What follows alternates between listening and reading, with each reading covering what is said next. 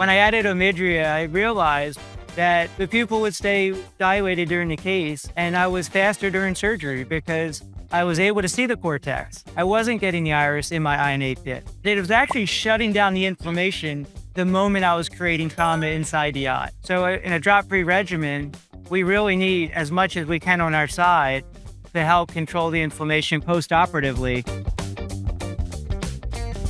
Over the last 8 years, I developed what I believe is the best practice drop-free regimen. During the cataract surgery, I'm adding OMIDRIA. And then at the end of the surgery, I'm adding 0.2 cc's of moxifloxacin. And then 8 millimeters supranasal to the limbus, I'm adding sub-Tenon phenylephrine of 40 micrograms per milliliter in a 0.15 regimen. However, when I added OMIDRIA, I've reduced that dose to 0.1 micrograms per milliliter because of the synergy of the steroid and the NSAID give a 1-2 punch to inflammation in my patients.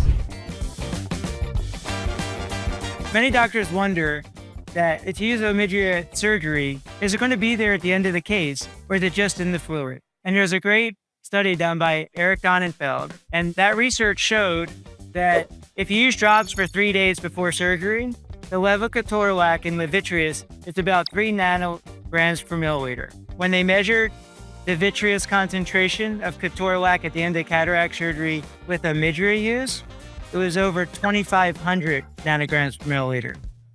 That's an over 800 times concentration. So we now know and prove that OMIDRIA is not just there for you during surgery, it's going to be hanging around after, fighting inflammation to help with CME and postoperative anterior chamber inflammation.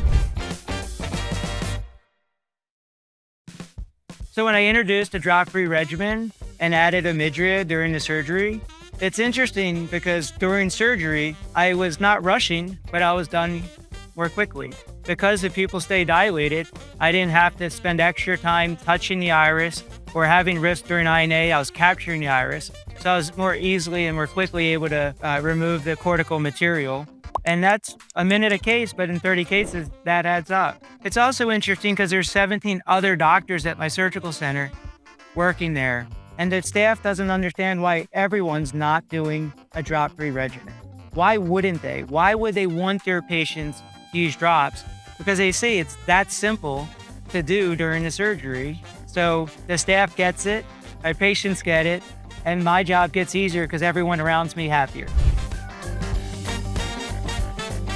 By having a drop-free regimen and the confidence that OMIDRIA offers, it's interesting how patients actually understand the benefit. 1 in 4 of my patients that came in were saying that my friend had surgery and they didn't have to use drops. Our practice transformed into one that's not only drop-free, but it showed that we're a practice that's committed to technology, and having OMIDRIA as a partner to accomplish that has been a big part of the success.